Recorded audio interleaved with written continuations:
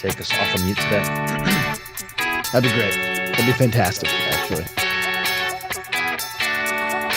What's up, everybody, and welcome to the No BS Real Estate Show, a podcast that gives you an inside look on how to make smart financial decisions while adding value to your life. I'm Matty Miller with ERA Real Estate, alongside my co-host and real estate investor extraordinaire, Ryan Robbins. Whether you're a longtime investor or a first-time buyer, join us as we dig through the everyday bullshit of real estate. Going off of mute, so shut up till I talk.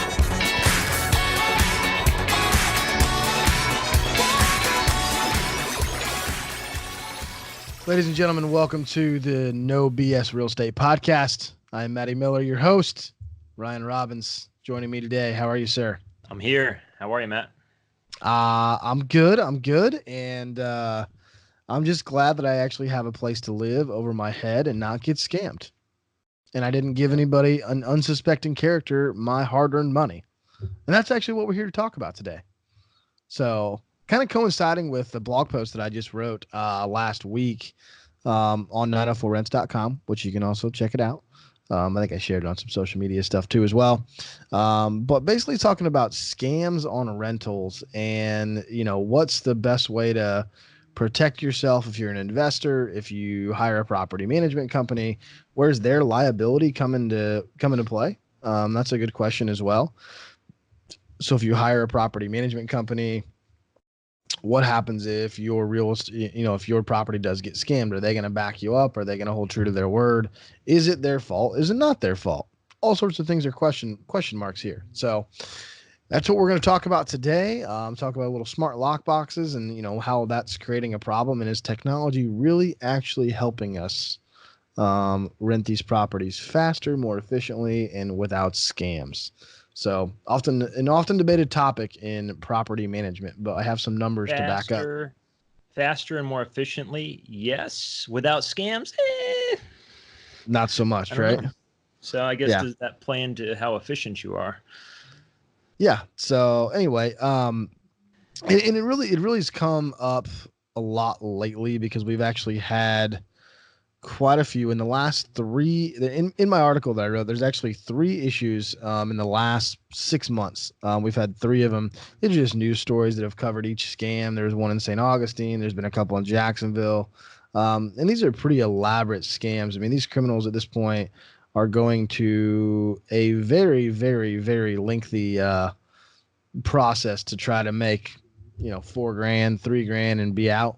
It's almost become comical as it's got to be a lot more work than what it really is. But then again, nobody ever said criminals were stupid. So I'm sure they're doing it and they have it set up and they're going from city to city to city and market to market to market, making 10, 15 grand a month, doing it to a bunch of unsuspecting people that, need and want houses. So number one, if you're a person out there looking for a rental property, don't ever, ever, ever get on Craigslist to find one.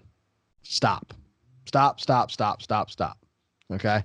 Not saying that they only come off of Craigslist, but they come off other sites too. So, find a company, call a company, a company that has its own website or whatever. And this is the problem with self-managed rentals.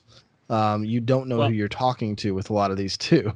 I can play right into that, because I have some rentals that I self-manage, and that's happened to me. So not so much, I don't use a smart lockbox. So while we're on the Craigslist topic real quick, I can give a story that you've probably happened to potentially one of yours still. It's happened to mine, and it's good for just everybody to know. So I put it out on the MLS, on Zillow, everywhere else, and somebody goes on and pulls the images off of Zillow, which are, again, public access. They then take and retwork a description, put it on Craigslist, and say, create a story. No, they create a story around the property of, oh, hey, I had to move away. The management group that was watching it is overcharging. That's why I'm doing it for so much cheaper than they have it rented for. Oh yeah. All you need to do is send me this, that, and the other. And then I've gotten contacted by people that will log back on to Zillow to relook at it off of Craigslist and say, that's weird. This guy's offering it at 800. You're telling me it's 1,000. What's the difference? So they reach out to me At which point I say, yeah, that's a false ad. So I had a it's girl everywhere. call me. I had a girl call me on this was a beach property that I had listed just a few weeks ago. We rented it very quickly. Beach properties go fast. And she had called me and she said, "Hey, are you Matt with ERA?" And I said, "Yes, ma'am, I am. My name's Matt Miller with ERA. I'm a licensed real estate broker." And she says, "I have a question." And I said, "Okay, shoot. Obviously, you called me, so you had a question."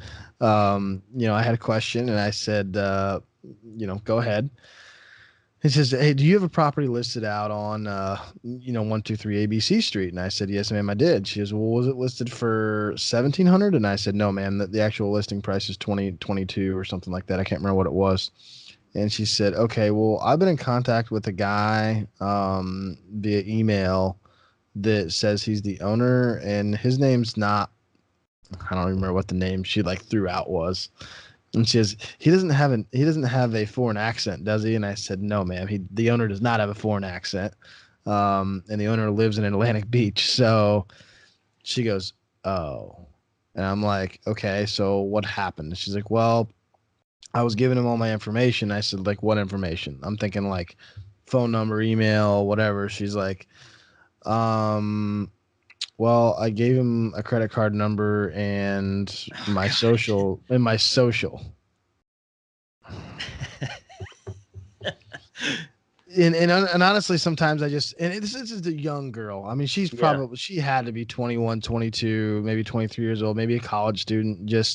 And this is the problem with these people just preying on um not I don't want to say I don't want to use the word dumb people, but just Unsuspecting would be, unsuspecting, yeah. just assuming that there aren't bad people out in the world that are Yeah. just going to take your money and Trustworthy and run. hopeful at the end of the day. I want to have you're telling me it's $2,200 a month and now, but really this guy's telling me it's 17. 17, I yeah, want to believe that, fantastic, let's do this, right? So And then so I told her, I said, "Oh, I'm so sorry.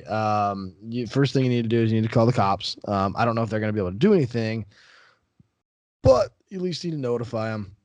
Number two, need to contact your bank. You need to shut down every single one of your credit cards, because now he had your social and he can go open a credit card for you if he really wants to. He can make a fake ID for you if he really wants to. Like, he has everything he needs to just jack up your credit." I didn't say that to her, by the way. I wasn't like trying to scare her. I was like, "Hey, you need to contact your bank and you need to contact the police." That's it. I was yeah. like, "It's not my fault." I said, "But you need to contact somebody and tell them what's going on and what happened. And they can point you in the right direction more than I can." But that story in general just kind of makes me angry, from the Craigslist standpoint. And this is only one of the few facets as far as scamming is what these people are doing as far as scamming rentals. We'll get into some other ones here shortly. But yeah, definitely, Craigslist is a horrible, horrible thing when it comes to real estate. If you want to buy a desk for your office, for your real estate office, get on Craigslist. Go buy a desk. Okay. If you want to buy a oscillating fan for your office because it's hot and you need a used one because you're too cheap to go buy a new one at Big Lots, get on Craigslist. Do not go look for real property on Craigslist, whether you're buying or selling. Okay. Just a really, really bad place to do things. So that's a rant on that. Moving away from the Craigslist thing and the other almost epidemic that's becoming now as these scammers have taken it to a whole new level. This is not operating on an email and I'm in Africa on a mission, which is a famous one, by the way. I'm in Africa on a mission and I can't do this, but I can send you the keys to the house in the mail if you send me X amount of money via money order made out to me. That's a famous one. So the next one now is with the invention of smart lockboxes. This is a elaborate scam now. So this happened actually, it's funny. I had a house down in St. Johns County, which is technically St. Augustine, on the exact same street, listed at the exact same time that this happened. And my client called me and said, "I have a question." And I said, "What's that?" She says, "I just saw this on the news. Wasn't our house, was it?" And I said, "No, it was not. It was someone else's." So I will get to that and get to the differences between, using a smart lockbox is when you're a large institutional company, and using a smart lockbox when you are someone like myself. And I'll explain the difference in my blog post. It'll kind of differentiate it a little bit. But anyway, what these criminals are now doing when they're trying to scam rentals is a company will have a smart lockbox on a house. So they have a smart lockbox on 123 ABC Street. Breakdown for everybody what a smart lockbox is. Smart lockbox. Good question, Ryan. Smart lockbox. So basically, there are companies now, i.e., let's see, Truly is one of them. Another one is Tenant Turner, which basically are put in place to help property management companies like us rent properties faster. That way, tenants that want to show up and their prospective tenants can walk right up to the house and basically let themselves in and do a self-showing. While all that stuff sounds great, there are scams that are going to happen. While there's technology in place to make the world better, it's always going to get scammed. And people over technology is the way you have to work in today's world, in my opinion. In technology, not that I don't use technology, I use technology a lot. I just am very careful about how I use it and what I use it for. So anyway, what they can do is they basically can call a line. And a lot of times these companies will have call centers, okay, that will answer the phone and they'll say, hey, my name's so-and-so, and they'll say the name of your company. So with ERA Heaven or Realty, okay, they'll say the name of my company. And they'll say, you'd like to see a house. Okay, which property? Okay, well, I want to see, 1 Ocean Street in Jacksonville, Florida, blah, blah, blah. Okay, well, hey, I need a credit card. We're not going to charge anything. We'll charge. They do charge like $1, I think, but it goes back. Some of them charge $1, or some of them just hold it. We're going to charge a credit card for you, and we're going to make sure it's legit. And then you can go in the property whenever you want, and it'll give you a code. We'll text it to your phone. That code will work for 45 minutes. Once you leave, put the key back in the box, you move on throughout the day. You don't have to wait on a property manager to come out there. You don't have to wait on an agent to come out and see the property. It's a nice idea, and it's a nice concept, and it works for a lot of things. But there's also issues that come with it. So same type of feature that we talked about last week with the iBuyer programs. Yeah, I mean, It's a nice feature, and it works for some people, and it just may not be the right thing for everyone. Yeah. And I'll explain what the difference is for me from somebody who's a smaller management company to somebody who has maybe 2 clients that they work with, and that client happens to be a hedge fund. I'll explain the difference.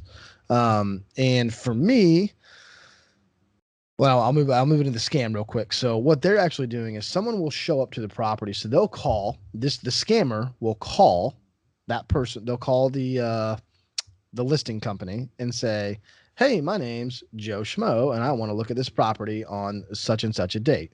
In the meantime, they have a Craigslist ad up, okay, that's advertising this house for whatever the amount of money is, okay? They'll get in contact with somebody who wants to get that house, and they'll actually schedule it through the company, okay? They'll schedule to get the keys through the company. They'll show that house to that person. So somebody will actually meet them at that house. Okay. And that's just getting even more impressive. Now you're impersonating a real estate agent, okay, or a property manager or whatever, or maybe even the owner. I don't know. They probably used the credit card they just scammed off the other girl as well. Probably, yeah. So yeah, they probably, I mean, who knows where the credit card came from? Yeah. I have no idea. More than likely it's probably not their name on it though. Let's just go ahead and assume that's the case. So then they meet this person that wants to rent the house at the property. This guy says, hey, I'm super interested. Hey, great. Meet me back here next week with $4,000 in cash. That'll be the first month's rent, and that'll be your security deposit. And by the way, because this is the way we do things, we're also going to require a last month's rent. So now it's $6,000 for you to come here. Meet me here. Have them all in. You can put it all in one cashier's check. Don't worry about it. I'll give you the keys, and you can go ahead and move in. But make sure you get your electric turned on at some point, because that's going to need to be handled too. Boom. Fast forward a week later, they move in, $6,000, cashier's check made out to that person. They go deposit that thing or cash it. Okay. They're probably cashing it. Yeah. Whatever. And I'm sure that they probably know, because I think they might even try to keep them under $5,000, because under $5,000, everything by the bank is it's not laundered. So it's not like they can find it. It's just say, hey, I own this property. This guy gave me money. All right, put it in your account. See you later. Until they actually find that person, then it might be an issue.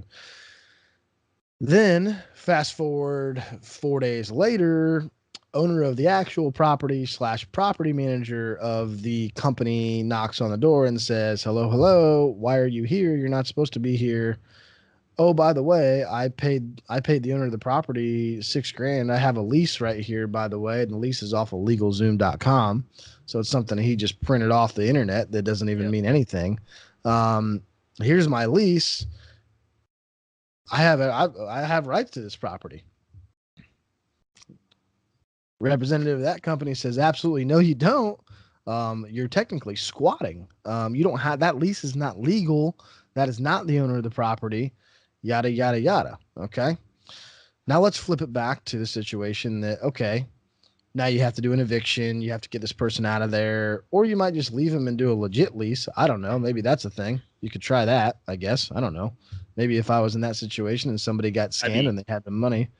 I'd be The pissed problem as the renter is- having to come back up with another first month, another $4,000, $5,000, whatever. Yeah. I mean, that people don't have that kind of money sitting in their bank as a renter, especially.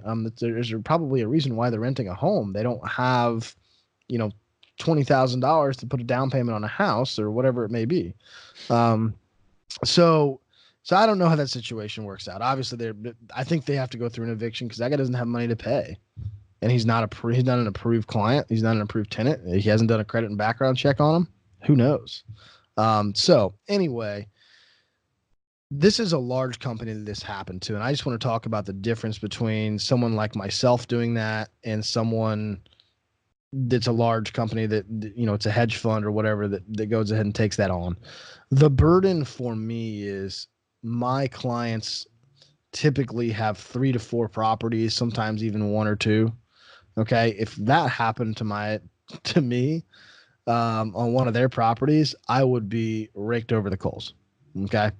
If it happens to a hedge fund where they have 2,000 properties, that's just the cost of doing business for them. It's a drop in the bucket. Okay. And that's why I hesitate when people are in property management. They want to go and they say, hey, I want a property manager. Hey, this is the biggest one in town. Well, here's the deal. They're not representing other people's property. They're representing basically their own. And when they're doing it, because they're being paid by the hedge fund to run that stuff. So there's a totally different ballpark as far as what I'm concerned. And I was just thinking about the lady that I help down on that same street. If that actually happened to her property, man, would she be livid at me. She'd probably kill me. I mean, she might hunt me down in my sleep. I don't know. But again, because that's their they have 2 investment properties, one here in Florida, another one out of state. And that's part of their retirement. They have, $4,500 a month in cash flow from these 2 properties that they go visit twice a year and use them as write-offs, by the way. Just to go to Florida, to go to vacation, they check on the rental property and, do $1,000 worth of work to make sure it's all in shape, which is fantastic. But at the same time, they just kept the house and it cash flows for them, and it's going to be their retirement. It's an extra $4 or $5 a month when they retire. That's what it's going to be. And I'd love to have an extra $5 a month when I retire. Oh yeah. Why would you not? So it's just a matter of, my client would be severely pissed if they were out $6,000, had to pay an eviction, and had another 90 days of vacancy on this property, because that just cost my client $6-7 somewhere in there.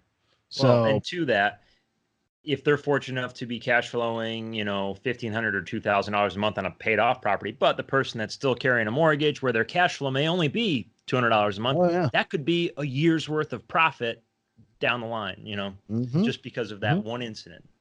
Yep. So again, and what I wanted to, in the last kind of point that I really want to make here, as we're kind of running short on time, we got a meeting we got to get to, or else we're going to get in trouble here. The last thing I really wanted to make, and the 3 things that I point out in my article that I wrote is, that smart lockboxes, they make it, people have easier access to look at your property, and that's true. But do you really want every person that just drives by your house to be able to go look at it? Because I think that's probably problematic to me. I want to make sure that the people going into my house as an owner, and I'm talking about a single individual owner who buys houses. I'm not talking about a company who owns houses. There is a large difference in that. If I am a single person and I have 7 rentals in Jacksonville, Florida, and I want to make sure that somebody's actually managing my properties legitimate, I probably want to work with somebody smaller. So the bigger investor you are, if you have 300 investment properties, go work with one of the big guys. Yeah. Fine. Okay. Because they're going to give you smart lock boxes and no one's going to see your property. And again, if something happens to one of your 300, they'll deal with it. Okay. It may not be the most efficient way or the most profitable way for you, but they'll deal with it. It's a drop in the bucket. You got enough money that you'll be fine. Okay. If you own 300 properties, you're a good little saver. Keep doing what you're doing. Okay. You'll be fine. But if you got 3 properties and one of them's not operating right, we're going to have an issue. End of story. So the one thing is, hey, more people have access to look at your property. Not necessarily a great thing. I prefer to meet people face to face if they're going to go on my rental properties. I want to know who I'm dealing with, especially from a property manager standpoint, because I have to have a relationship with them for, God knows how long. The biggest misconception that kind of cracks me up is that, hey, if I use smart lock boxes, my properties are going to rent faster because I don't have to send somebody out there. I don't have to schedule the appointments to do all that, right? Not entirely true. I have this little handy dandy note card in front of me that's got some interesting statistics here that I looked up actually this morning, basically comparing myself to some other larger companies in Jacksonville and basically taking their average days on market for their rental properties and their average rents. So that kind of correlates a little bit. So it's offset. So 2 of the largest, and I'm just going to go ahead and state it, the largest property management company in Jacksonville that has the most houses, their days on market, and they absolutely use smart lock boxes for every single place. Their average days on market is 30 days on market. Their average rent is $1,600. My average days on market is 31 days. My average rent is $1,500. They use smart lock boxes. Their eviction rate, I know for a fact, is much higher. Not that I can justify it because I know somebody that works for them. But anyway, we are the exact same. I do face-to-face stuff. My eviction rate's very low. I've done 3 evictions in 7 years on 100 properties, portfolio-wise. So pretty good. From that standpoint, we're going to take another company, for example. One of the other big players has a days on market of 39 days on market. They use smart lock boxes, and their average rent's $1,120, which is a lower rental. So those should actually rent faster in theory because they're more in demand at that $1,100 to $1,200 range in Jacksonville is a sweet spot. And then the largest company, not the largest, one of the other largest, their days on market are 22, and their average rent's $1,100. So that actually has the lowest average rent, but they have the lowest days on market too. So they have, somewhere in there. But the 3 companies that have over $1,500 a month rent in their average portfolio, their average days on market are 30, 31, and 25. So again, not a big difference. So you're talking less than a week. You're talking within 5 days of each other. 5 days of each other over the course of time. And I'll be perfectly honest with you. The amount that we rent is smaller than those. So my sample size is even smaller. So right now I took it in the last year. Actually, I took it in the last 6 months. So we just went through the not busy time for me. So I had a couple properties to set for a little while because they were just not great. And it was just a bad time of the year. So anyway, you get my point is that just because you're using smart lock boxes doesn't mean it's going to rent any faster. It really doesn't. As long as someone like myself or a smaller person is very, very proactive in going out and meeting and finding those tenants to fill those properties. If not, then you can obviously have problems. I ask a question to you, Ryan. Is meeting the tenants before moving into a property important? Say so. Okay. As a property manager, I know you do a lot of upfront screening again before somebody's even seeing that property, before you've even met them. So to that, you're going to want to meet them as the manager, again, to your point, dealing with them for the next 12 to 24 months, potentially even longer. Absolutely. So one of the questions I have, I don't even know if we have an answer for it, but I know with the iBuyer programs with Open Door and Zillow, things like that, most of those guys set up cameras in the properties to monitor what's going on. I don't know if they do that on the rental side with smart lock boxes, but I'm curious to know if appliances or other items in the house are getting up and walking away. So if Most there's of no them, cameras to kind of catch what's going on. to my knowledge, most of them do not set up cameras. Okay. They may have one camera on the outside. That would be it. But I know like an Open Door has there's like 5 cameras inside the Open Door places. It's not just one. Yeah. There's like 5 or 6 of them. The other side of that is I feel like, the smart lock boxes for these large investors, they're just, the appliances are the appliances, and That's part of their turnover. just They're going to account for it's losing just one or two part here and of, there. yeah, they're willing to take that chance, when they're as big as they are. And That would be I an just can't interesting have. statistic because I would imagine, again, appliances growing legs and walking off more often than not, especially with a lockbox system like that. Well, on the other side of that is you're talking about, appliances that aren't top of the line because they are rentals. So I don't know, is really somebody going to go in there? I'm more worried about like an AC system in copper than I am sometimes probably anything else, or somehow them going in there, they got 45 minutes. Can they get a copy of a key and come back in sometime later? I don't, Yeah. do they walk out to their van and copy a key real quick? Now, who has copies of that? It just, all that stuff concerns me. And again, maybe I'm being a little bit crazy. But at the same time, we've seen some weird stuff happen. So And there's it comes down to, concerns again, to be things had. to keep in mind for a smaller investor and a smaller property management company.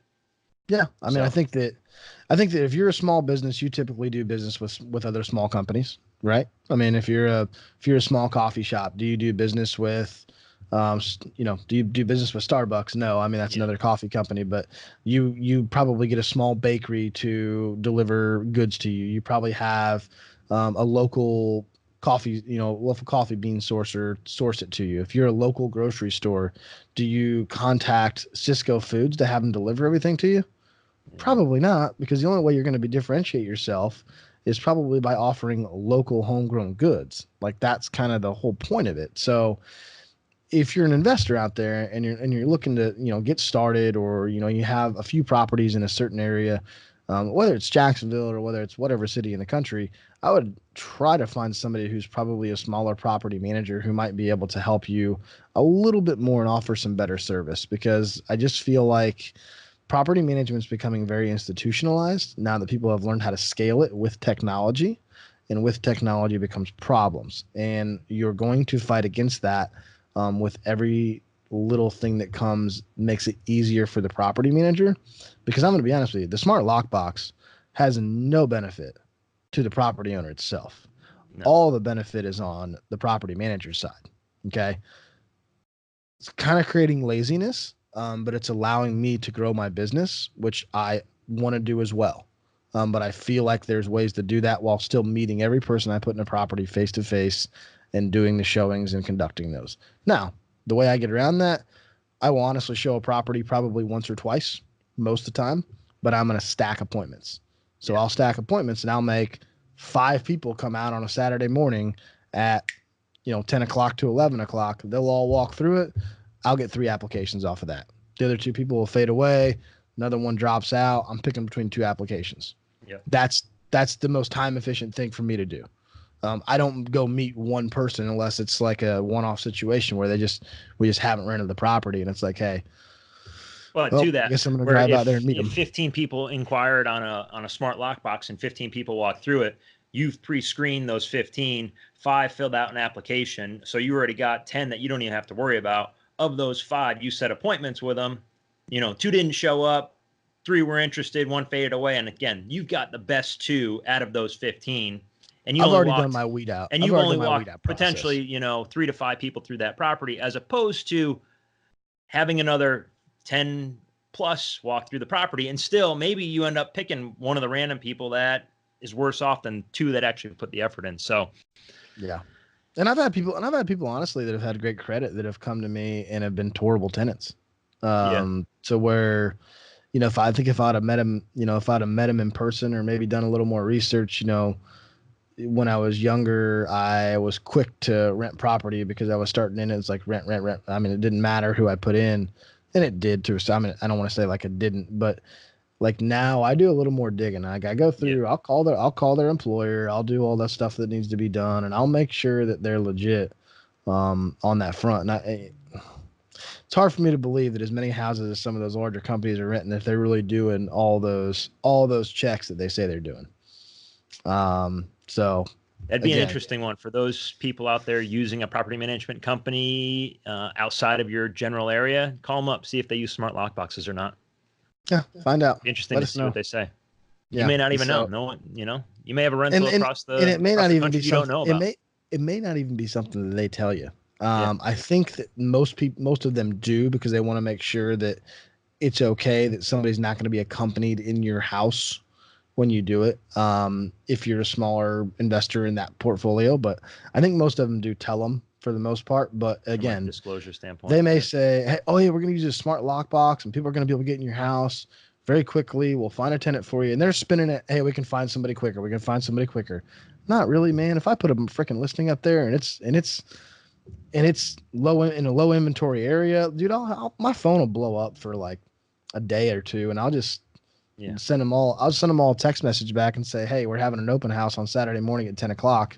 Be there if you want to take a look at the property, and I'll have people waiting on me when I get there. And it only takes me an hour. Yeah. And then the rest of them, I give them a card and say, go to the website, fill the application out. And then I wait about 24 hours, and I'll get like 3 applications, but I had seen like 8 people. Because they're all like, oh, we're not going to get that because our credit's bad. They're weeding themselves out. Yeah. So again, is my process foolproof? Absolutely not. Is their process better? Not really. It's just different. Yeah. It's different ways of doing things. And it's different ways of representing your client. That's the biggest issue. So we got to wrap this up. I think I did about 94% of the talking on that episode. Yeah, no, you 100% did. I was going to take a nap here, but I didn't have my blankie, so. But we got to roll. I apologize for that. Yeah. So I'm going to see you shortly here anyway. I will see you shortly. So we'll get this posted up here, and we got a new outro, so you guys enjoy. But check us out at it's in the outro, actually. We don't even have to say it anymore, do we? Is it? No. I don't know. No BS Real Estate Podcast? I almost pitched your property management. 904 Rents. No BS Real Estate Podcast.com. That's where we go. No BS Real Estate Podcast.com, and we'll catch you guys later. Thanks for listening to our podcast. If you enjoyed this episode, there's a few things I'd like you to do. Subscribe, leave a review, and head over to NoBSRealEstatePodcast.com where you can connect with Matt and I on all of the platforms we're on. Also, if you could do us a favor, leave a message letting us know what you enjoyed about the episode and what you'd like to hear about going forward.